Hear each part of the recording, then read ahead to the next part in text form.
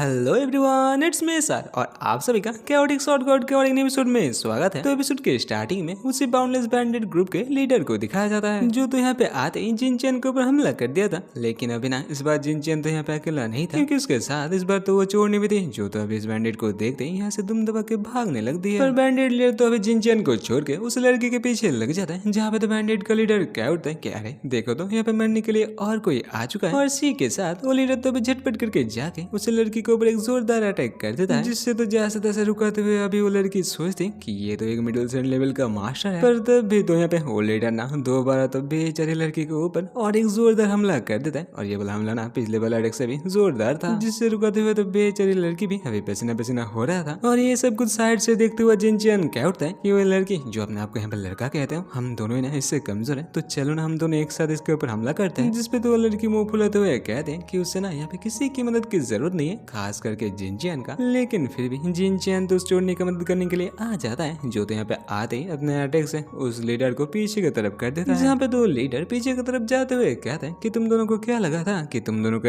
ऐसे एक साथ देखने के बाद मैं डर जाऊंगा। और उसे इग्नोर करते हुए तो जिनचैन उसे लड़की से कह उठता है, जैसे कि तुम देख ही सकते हो ये बंदा ना कुछ ज्यादा ही पावरफुल है, तो यहाँ से जिंदा निकलने के लिए ना हम दोनों को एकजुट होकर इसके साथ फाइट करना पड़ेगा। जिसपे तो वो चोर नहीं ना वो चोर यहाँ पे क्या उठते कि चलो तुम इतना कह रहे हो तो मैं तुम्हारा साथ दे ही देता हूँ। फिर यहाँ पे तो मार्चिन को दिखाया था, जिसके पीछे तो अभी एक बैंडेड लग चुका था, जो तो अभी चिल्लाते हुए जिनचैन से मदद के लिए पूछ रहा था। जो देखते ही तो जिनचैन अभी उस लड़की से कहता है कि तुम थोड़ी देर के लिए इस बॉस को रुका लो, तब तक मैं ना झटपट करके जाके अपने क्लाइंट का मदद करके आता हूँ। जिसपे तो वो लड़की भड़कते हुए कहता है कि अरे देखो तो तुम ही तो थोड़ी देर पहले ये कह रहे थे कि ये बंदा बहुत ही पावरफुल है और इसके साथ फाइट करने के लिए हम दोनों को एकजुट होना पड़ेगा, और अभी तो देखो तुम क्या कर रहे हो, मौका मिलते तो तुम भाग रहे हो। दूसरे उसी लीडर को दिखाया जाता है, जो तो इसी मौके का फायदा उठाते हुए झटपट करके ना अभी तो उस लड़की को मारने के लिए आ ही रहा था। तब भी तो वो लड़की कह उठती कि वैसे मैं किसी को अपना पावर दिखाता नहीं, लेकिन आज मैं तुम्हें दिखाने वाला हूँ कि मैं किस मिट्टी से बना हूँ। इसी के साथ उसी लड़की को जो यहाँ पे अपने आप को लड़का कह फिरता है, उसे यहाँ पे पहली बार अच्छे से दिखाया जाता है, जो तो अभी झटपट करके जाके उसी बैंडेड लीडर के ऊपर अपना जो फुल पावर था उसी की मदद से एक जोरदार हमला कर देता है। और सच्ची में ये वाला अटैक इतना जोरदार था कि जिसके चक्कर में तो दोनों के नीचे का जमीन टूट जाता है। और जिससे तो अच्छे से देखते हुए ना वो लीडर भी तो यहाँ पे डर रहा था, क्योंकि ये ना कोई आम सा स्लास नहीं था, ये तो एक बहुत ही पावरफुल बैटल टेक्निक था। पर वो बॉस भी कहाँ कम था, वो भी तो यहाँ पे अपना जो सेंड हो रहा था उसका इस्तेमाल करने लगते हैं। और अभी तो ये देखने के बाद तो लड़की कह उठती है कि सच्ची में तुम मुझे मारना चाहते हो। जिसपे तो अभी वो लीडर कह उठते हैं कि अरे किससे लगा था कि तुम जैसे एक छोटे बच्चे के पास बैटल टेक्निक भी होगा, लेकिन किस्मत तो मेरा अच्छा है कि तुम अब एक सेंड नहीं बने हो, पर ना मेरे लिए ये बहुत ही मुश्किल हो जाता। तो चलो बच्चे, अगर तुम्हें अपना जिंदगी प्यारी है ना, तो झटपट करके तुम्हारे पास जो बैटल टेक्निक है वो मेरे हवाले कर दो, तो मैं तुम्हें जाने दूंगा। जिसपे तो लड़की उसे चिढ़ाते हुए मिडिल फिंगर दिखाते हुए कहते कि अरे बच्चे का सपना तो देखो, उसे यहाँ पे बैटल टेक्निक चाहिए। और अभी तो सच्ची मुच्ची वो वाला लीडर ना गुस्से के साथ तो क्या उठते हैं कि चलो बच्चे, मैं पहले तुम्हारा हाथ उसके बाद पैर काट के देखता हूँ कि तुम कैसे ना मुझे वो बैटल टेक्निक देते हो। और ये कहते हैं वो लीडर तो अभी सच्ची मुच्ची उसके ऊपर एक जोरदार हमला कर देता है। पर तब भी ना यहाँ पे तो हीरो एंट्री लेता है जिनचैन, जो तो